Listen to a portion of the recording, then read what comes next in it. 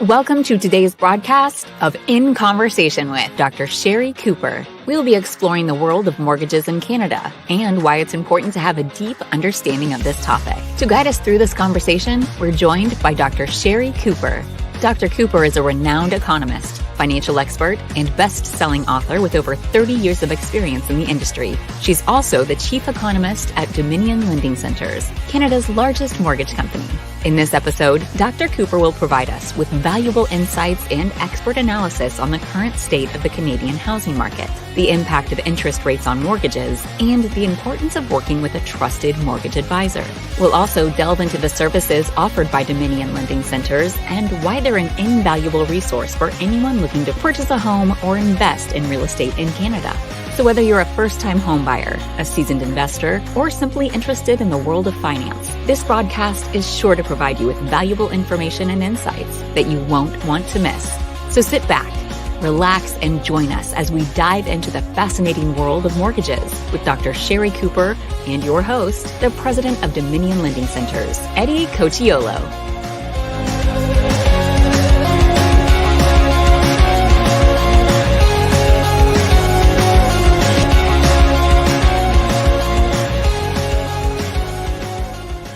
Hey everyone, welcome and happy New Year 2024. Sherry and I are just talking in the back room. This is our third year now with ICW. We just want to thank all of you for tuning in and supporting us.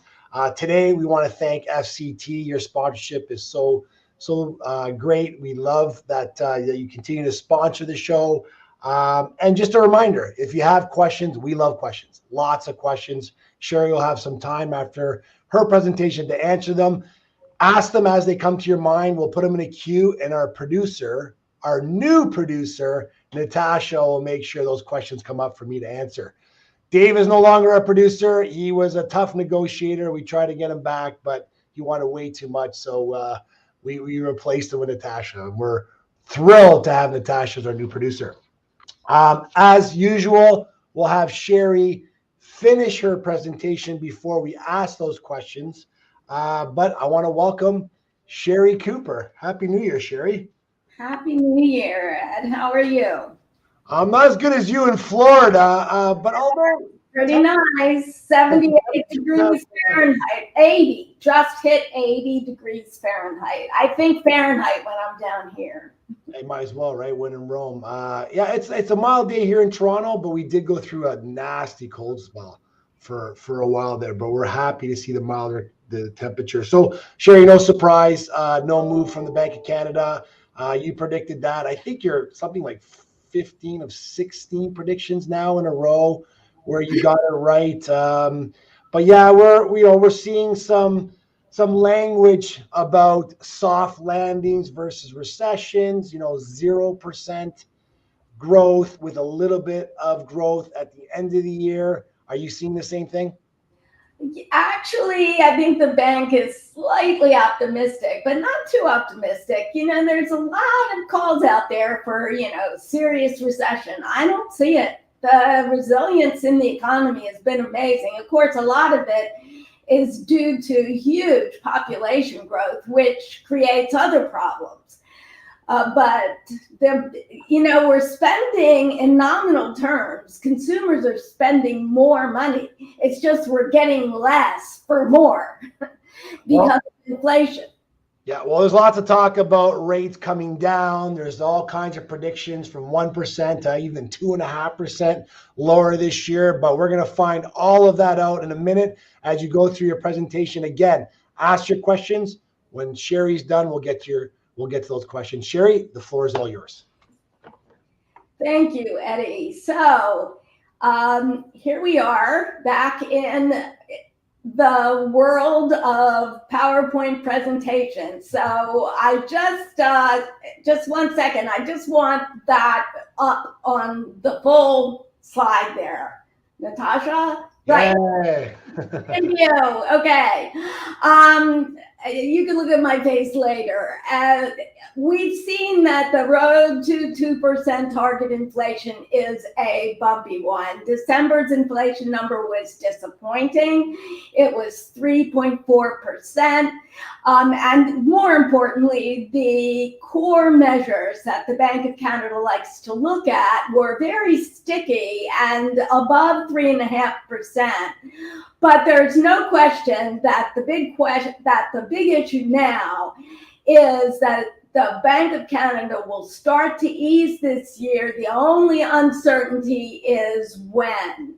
Now, talking about a soft landing, my forecast for growth this year is about 0.5%. I penciled in here in red what the Bank of Canada's monetary policy report today suggested, just slightly stronger than what I had there. And for 2025, I'm suggesting 2% growth.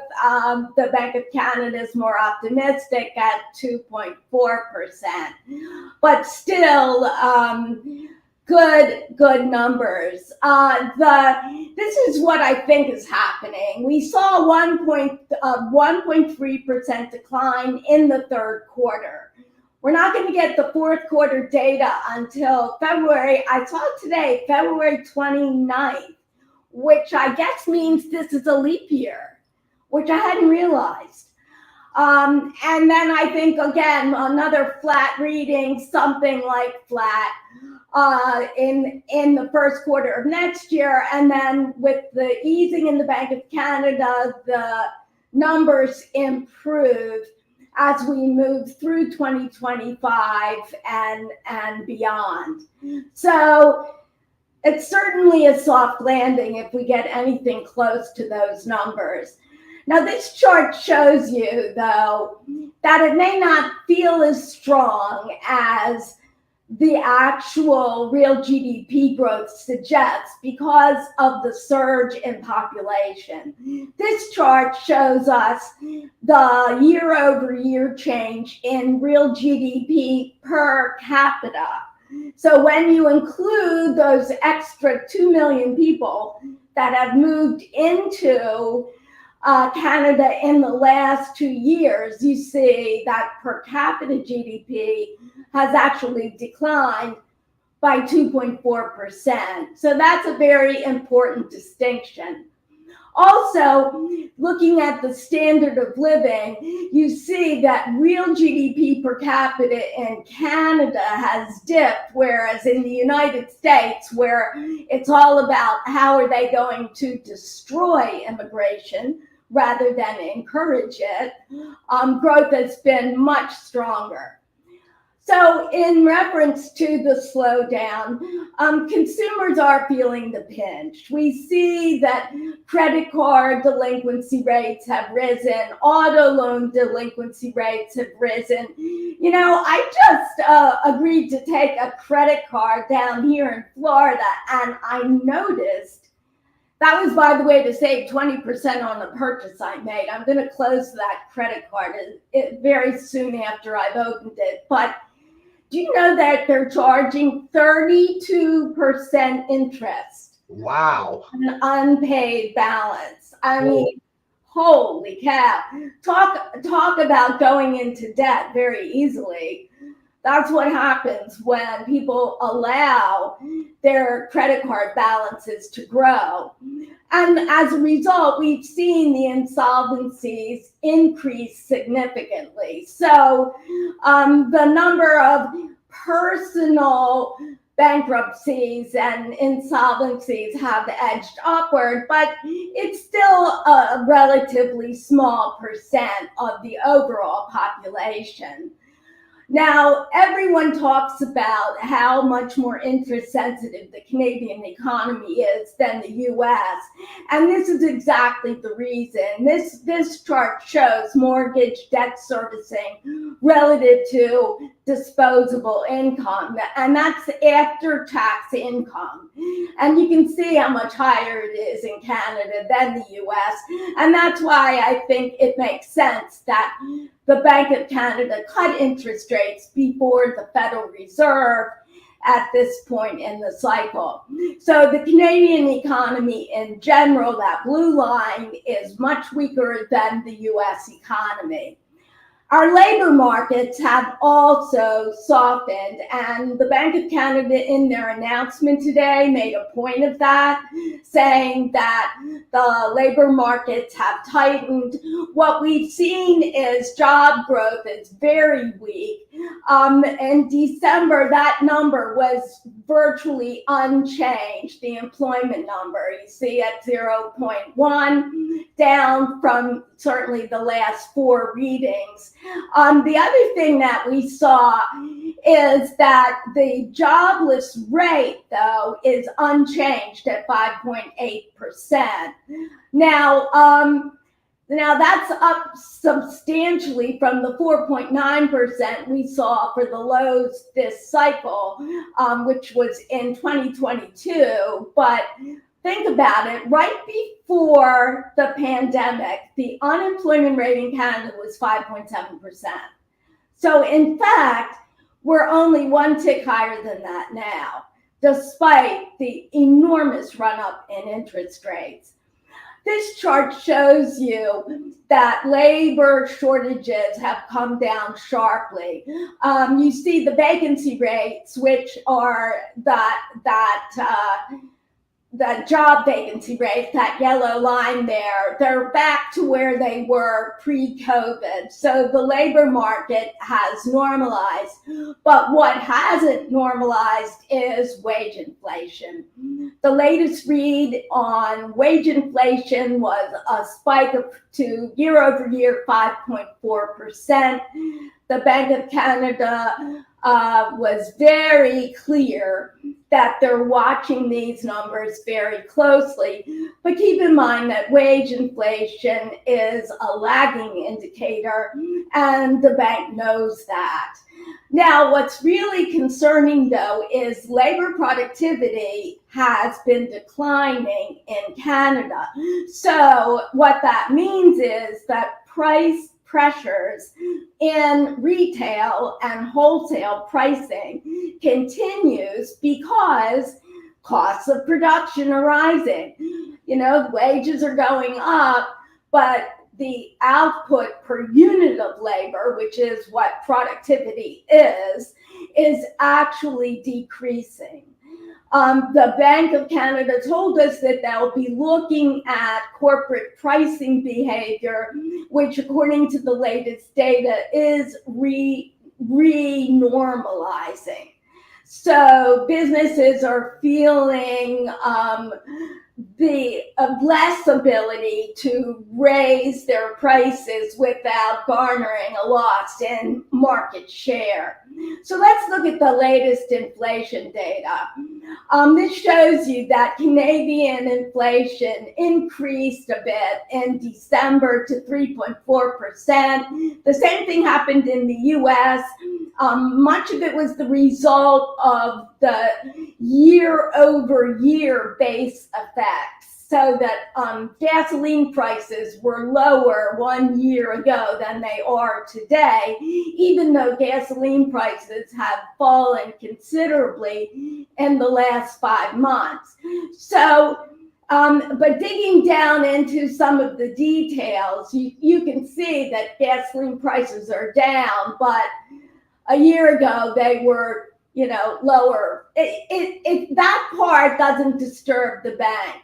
What the bank highlighted today was, number one, the largest component of inflation is in shelter. Now, we know that very well. That's rents and mortgage interest payments and the imputed cost of owning a home, up substantially, largely as a result of the surge in population, therefore demand for housing, and also the huge run-up in interest rates caused by the Bank of Canada. When you look at, though, the movement from November to December, The big cause of acceleration there was in the transportation sector. Demand for automobiles and the price of autos has increased significantly. Food inflation has come down, but it's still at 5%. The bank would like to see a much lower number there, but not yet. This looks at the old measure of core inflation, which is the CPI, excluding food and energy. Good news there, only 2.6%. But the bank has these fancy, relatively new core inflation measures that they prefer to look at that take out some of the extremes in price movements. They think it's a better measure of exactly where inflation is currently. And you can see from this chart that core inflation has been sticky and remains above it's about 3.4% for the median and 3.7% for CPI trim. The bank's not happy with this, and I'm hoping that when we get the data for January and February, we'll see those numbers come down again. So today, the Bank of Canada on hold again for the fourth consecutive time. There are hints at easing. They didn't talk about raising interest rates again, but in the conference, they always have a conference call when they release quarterly monetary policy reports, which was today. They said that, of course, nothing's guaranteed and there's all sorts of risks, both in the direction of weaker versus stronger economy.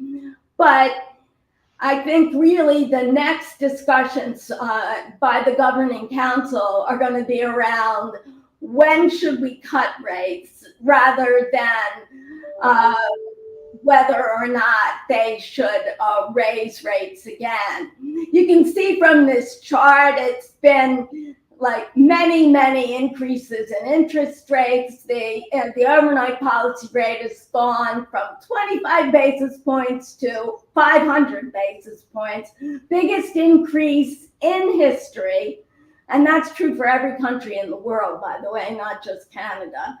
You'll see here that 5% now is well above the 3.4% inflation rate. So real interest rates are high, which is why the economy has slowed and why the next move, when there is a move by the Bank of Canada, will be to cut interest rates.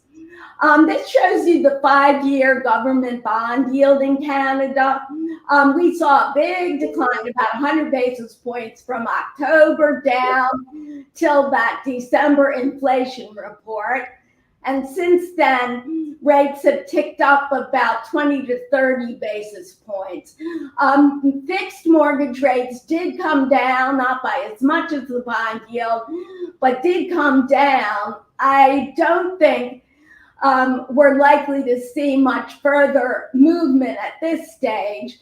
The prime rate remains stuck at 7.2%, which impacts variable mortgage rates, and it will remain there until they finally do start taking down the overnight policy rate. So let's look at what we've seen in the housing markets. December, we saw a big increase, 8.7% increase in sales year over year. But new listings actually came down, which snugged up the housing markets again. This shows you that markets tightened. These two measures of market balance, the red line is sales to new listings, and the blue bars are the months of inventory. In both cases, these are tight housing markets. You can also see that home prices declined again in December. Year over year, they're up just a snick and in my housing report, when the CREA data come out each month, I give you a table of the details for each city, each region of the country. So when people are making decisions now, many people, particularly first-time home buyers, are considering hybrid loans or very short-term fixed-rate loans, adjustable rate mortgages. If you believe, as I do, that interest rates are going to be falling, you'll want to take advantage of that decline in interest rates over time. That there's a lot of concern about the payment shock, as 60% of all mortgages come up for renewal in the next 3 years. And even though interest rates will come down in the next 3 years, virtually everyone will experience an increase in monthly payments. The debate is just by how much. Now, OSFI continues to comment that they don't like the variable rate mortgages that have fixed payment guarantees. Those are the mortgages that have seen negative amortization because borrowers who didn't make lump sum payments weren't even paying off their interest, let alone any of the principal. So the actual remaining years on their mortgages kept getting longer and longer. What OSFI has done to discourage the issuance of that product is to raise the capital requirements on some of those mortgages, the ones that have the longest amortizations, with the highest loan-to-value ratios. Judging from just comments made by the federally insured lenders, this product is not going to disappear, but clearly OSFI is keeping an eye on that sector of the market. Now, you can see from this chart that arrears on mortgages are up only slightly at the federally insured financial institutions. This is still extremely low levels, like 0.16% and 90-day delinquencies. Now, for private mortgages and alternative mortgages, the arrears rate has gone up by more, but still nothing troubling. Now, this shows you the data, the percent arrears by province. And I think it's really interesting that arrears are highest in Saskatchewan, Alberta, and Manitoba, and lowest in Ontario and BC, where the prices are the highest. So, Eddy, maybe you have some comments about why that might be. It kind of caused me to scratch my head. And finally, just more news on the housing shortage. The shortage just gets worse and worse and worse as time goes by. And I'm showing you here that it's all about population growth. With the latest data now, the population of Canada increased by 3.2% year over year. That's just beyond anything. And that's the fastest population growth in the OECD, which is the many developed economies of the world. So, and this background picture, by the way, is an actual photograph of Ottawa's subway system during rush hour. So, I mean, our infrastructure, not just housing, but all aspects of infrastructure are nowhere near adequate to handle now what will likely be 41 million Canadians before we know it. That we know that despite the fact that we have a new immigration minister, they have not changed their planned permanent immigration forecast. In fact, for 2024, we're likely to see more than that 485,000, and those numbers are slated to rise to 500,000 at least. And these numbers have been dwarfed by the influx of foreign students and temporary workers hoping to gain permanent residency. Now, temporary workers are a major add-on. More than 800,000 temporary residents were accepted in Canada in 2023. And just this week, we saw that the government now announced a temporary cap on foreign student permits at 364,000 per year. For 2023, that foreign student permits was above 1 million students.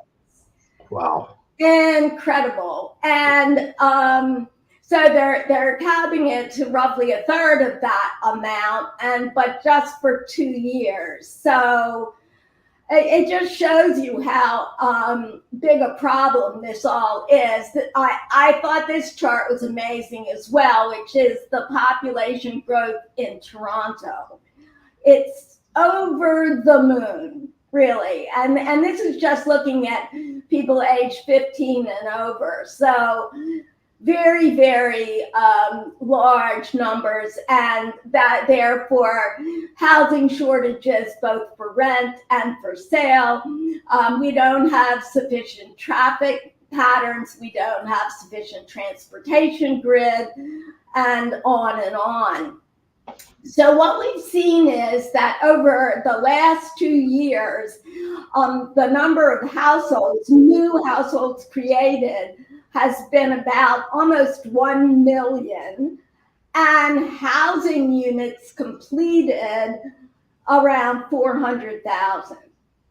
So that tells you why rents are rising, and even though the economy has softened and mortgage rates have skyrocketed relative to where they were, we still see upward pressure on rents. And this shows you, that's the population growth, and this is the inflation. So you can see that the rent component of inflation is tied. I mean, these are mirror images. So it's so obvious. Here I show you the single family housing starts. That's the red area. Look how low those single family housing starts are. And the dark area there is apartments. So that's condos. And the reason these are so high relative to single family is because of the specific government and zoning actions to encourage the densification of the population along the transportation grids, so that near subway stations, high-rise condos are popping up and have been popping up now for 20 years. And the thing that's kept it, indeed, kept the pressure off of construction in the more recent past, has been the fact that it's so expensive to build. Now, this chart, 37% of all Canadian households are renters, and as of December, rent inflation was at 10.6%, the highest level in over 40 years, caused by the unprecedented rise in working age population. At the December pace of housing starts, there is only one housing unit completed for every 5.2 newcomers to Canada. This is 5 standard deviations above historical ratios of one housing unit started for every 1.8 people. So obviously there's an increase in rent. And the current divergence between rent inflation at 10.6% and the CPI inflation of 3.4% is the highest in 60 years.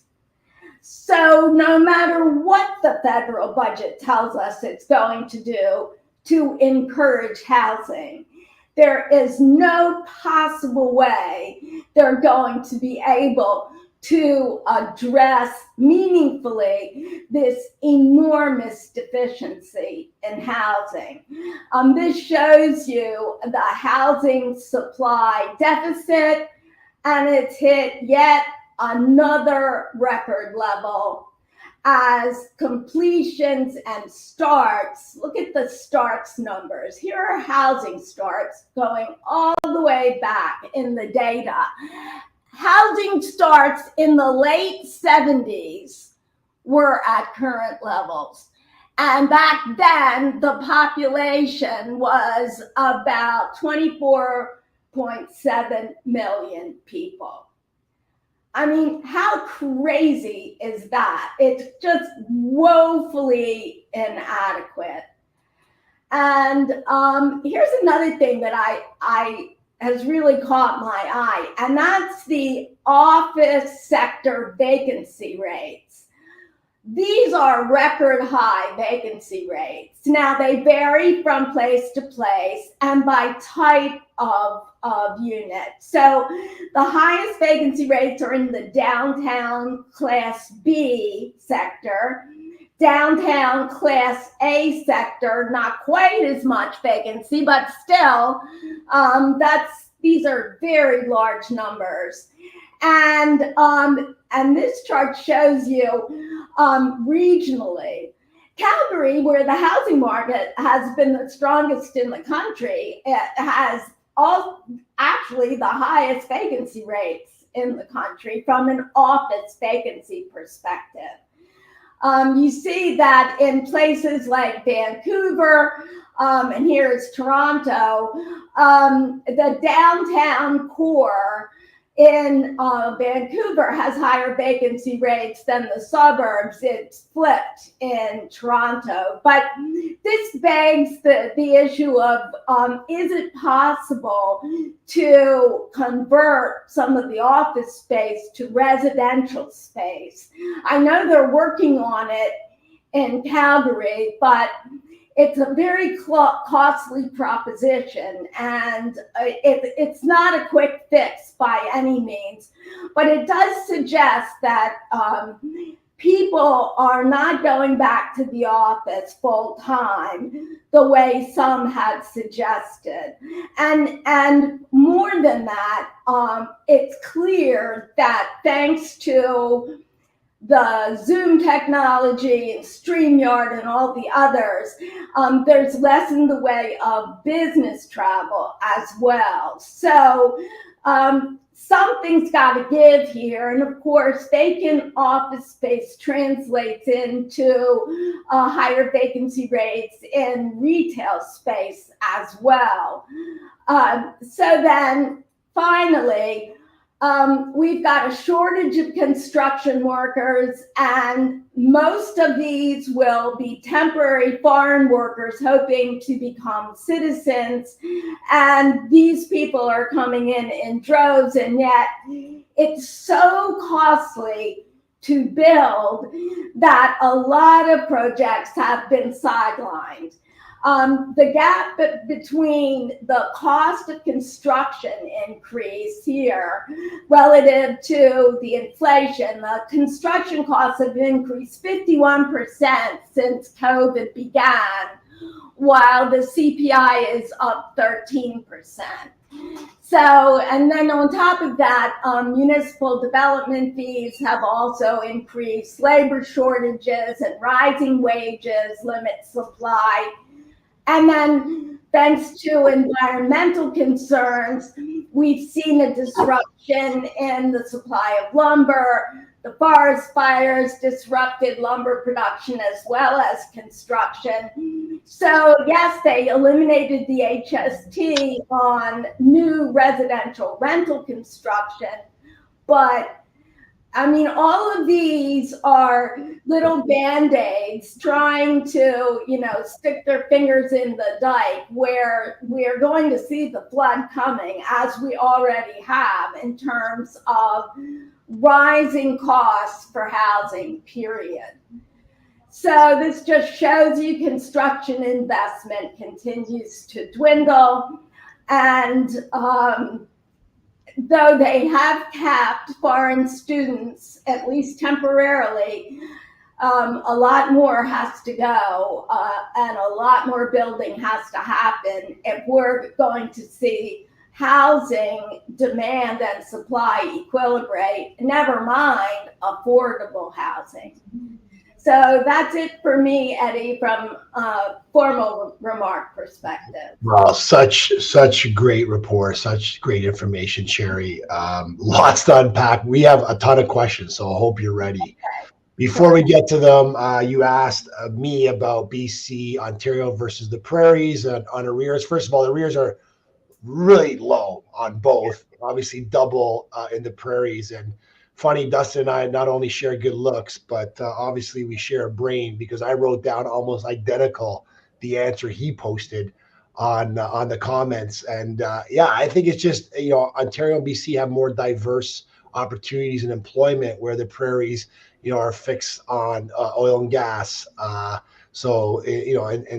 labor intensive industries that maybe, when it comes to profits, you lay off, or people are harder to find those jobs. So as Dustin says, and I say, I think that's what the biggest reason is. But again, very ultra low arrears on both sides. Ton of questions. We're going to get to them right away. If you do have questions, keep them coming. We have 25 minutes, and I have a feeling all 25 minutes will be taken up with questions, because I wrote down, Sherry, a ton of questions. So hopefully I get to my question. So let's go to the first one. This is from Nancy Ingram. Happy New Year, Nancy. Hope you're well. Do you feel there's an urgency to reduce rates given the U.S. election and the Canadian election next year? No. I mean, it's an easy answer, because the Bank of Canada and the Federals are politically independent. So the last time the central bank aggressively acted in support of a government, it happened in both Canada and the US, and this is decades ago. Both central bank governors really suffered a reputational damage, and it's not going to happen again as a result.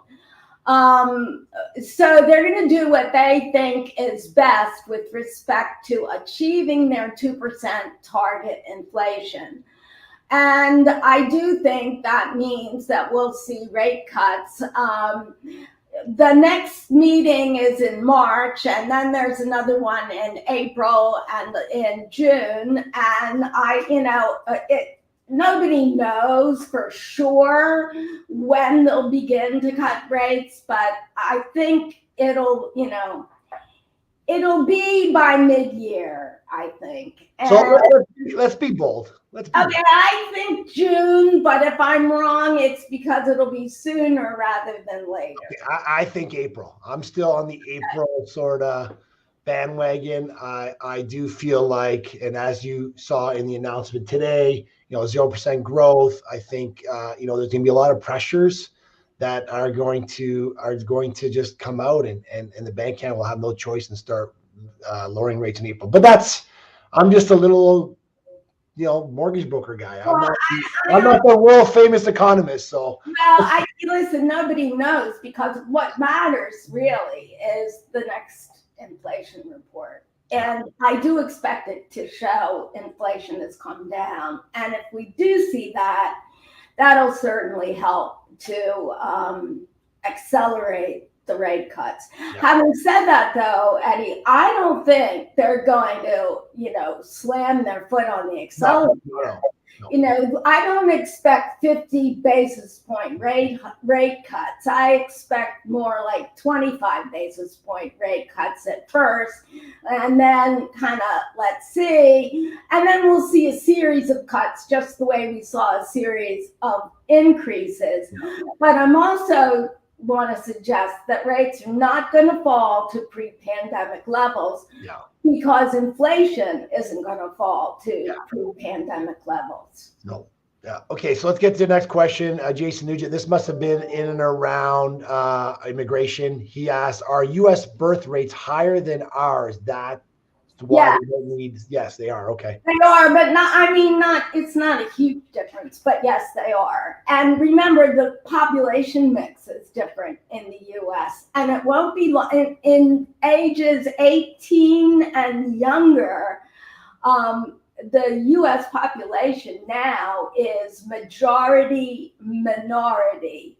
So majority visible minorities whose birth rates actually are higher than average. But you know, I hear rumblings in Canada now that are beginning to sound like the anti-immigration rumblings in the US. So I think it's only a matter of time before the forces of, wait a second, why are we letting all these people in, and Canadians themselves can't afford to buy homes, is going to become, and already is becoming, a significant political factor. Yeah, fair enough. So the government gave out these cool emergency business account loans not too long ago. So our next question is, has many insolvencies, are they connected to these loans? And I don't think you can write those off, can you? Like, you can't make them part of insolvency, can you? Well, I don't know, because these are consumer insolvencies. This isn't business insolvency, so I don't think they're connected. Yeah, fair enough. Okay, next question, Sherry, do you think that the changes in immigration quotas on the student level will have effect on housing? So you just mentioned it's 1 million. They're going to cap it for the next 2 years. Is that going to help with housing? Yes, but you know what would be even more helpful? And I don't understand why the federal government hasn't figured this out, but the federal government does have one thing they can do that would make a big difference, which is to build dormitories for students in all the major universities. And they can do that because that's federal funding. And that would take the student body out of all those expensive rentals and put them into public housing, subsidized obviously by tuition and the government, and open up a lot of space for all the people coming into the country. In Canada, there's just, in many U.S. colleges and universities, freshmen, the first-year students, are required to live in dormitories. Yep. So, and if you look at University of Toronto, for example, right smack dab in the middle of Toronto, the city, and students, maybe 5 per unit, but still, they're renting space that could otherwise go to workers, immigrants. Yeah, and you're not wrong. And I think that, a lot of these universities are in the central of the cities, which is kind of weird because then you don't have space to build these dormitories. They should be out. Maybe they could put the empty office space. Right. Yeah. Repurpose it. When there's only 2 bathrooms on the floor. Yeah, you're right. There's no balconies. Who cares, right? They're just I like it. Okay, next question. Is it reasonable for Bank of Canada to delay the reduction of rates, as they may fear that the reduction of rate will stimulate the housing market, thus causing house prices to rise? Like, that's it. And here's what, that question's interesting, right? Because you showed a lot of charts to say shortages and, oh my God, you're going to decrease rates and boom, you're going to see an explosion on the price of houses. Do you think that's going to happen? I think that it's going to be, remember when they paused in, I think it was April or May of last year, and housing activity shot up, and then they raised rates twice. Yeah. That's a big factor for them. And let me tell you, if mortgage rates go down 100, 150 basis points, it's going to generate activity. Now, that doesn't mean that will preclude rates falling, but that's what the balancing act is here.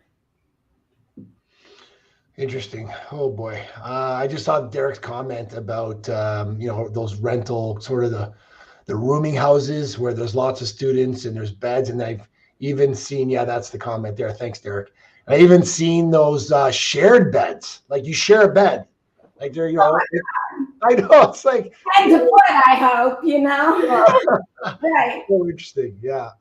So Jason Ninja again asking about higher renewal rates ongoing. Won't we keep pushing inflation higher? And this is interesting because even in the report today, they talked about the basket that makes up CPI, housing and interest rates are 60% or over 60% of that basket. So by lowering rates, aren't you lowering inflation? Yeah, but that's not the way they look at it. And they'll look at core excluding that component. Okay. So they know that, it has cost more to live. Higher rates means higher monthly payments, period.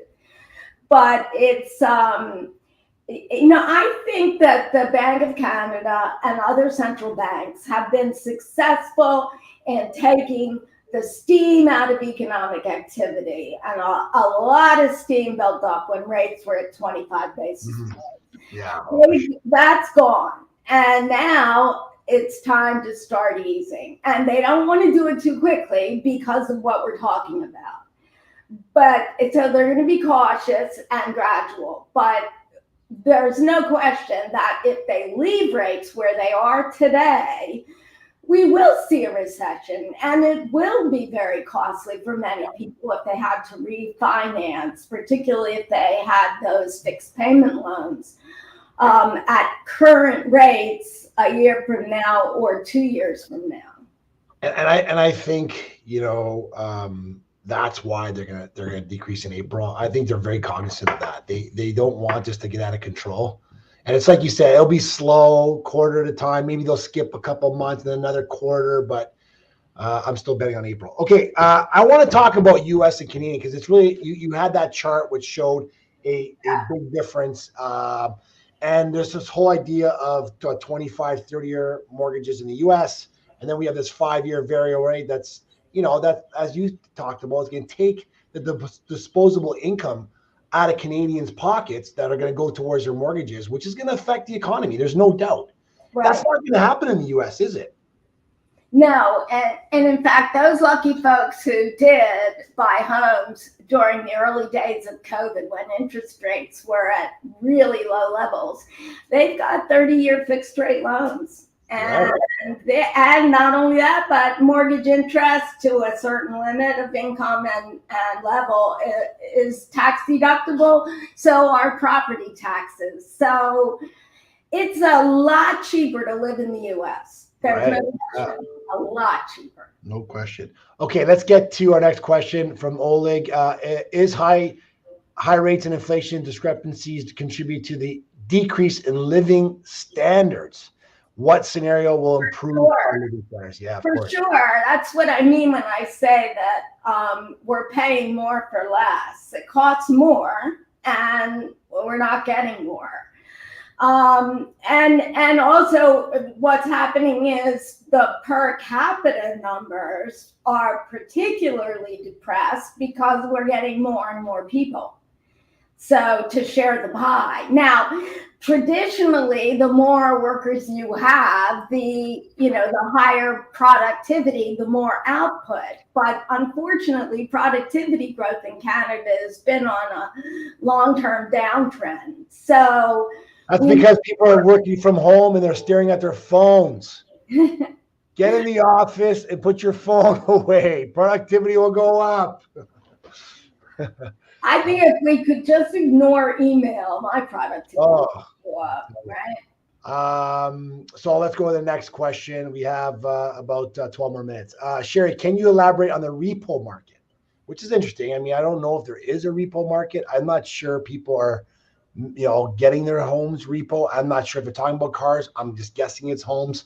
Explain why these billions of dollars are injected in Canadian banks. No, that's a different situation. Like if you're talking about open market operations, is what they call it in the US. It's like how the Fed or the central bank here changes the money supply.